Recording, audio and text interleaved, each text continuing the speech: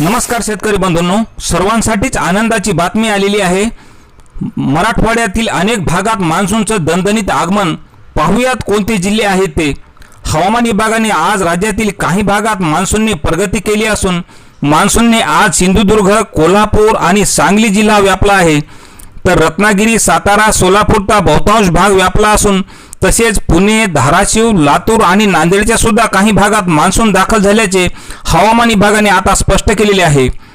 मान्सूनने महाराष्ट्रासोबतच दक्षिण छत्तीसगड, दक्षिण ओडिशा आणि किनारी आंध्र प्रदेशातील काही भागात प्रगती केली असून मान्सूनची सीमा आज हरणे, बारामती, निजामाबाद, सुकमा, विजयनगरम आणि इस्लामपूर या भागांमध्ये केलेली आहे। मान्सूनच्या वाटचालीसाठी पोषक हवामान असून यामुळे पुढील 2 ते 3 दिवसांमध्ये महाराष्ट्रात मुंबईसह आणखी काही भागात मान्सून दाखल होण्याची शक्यता आहे।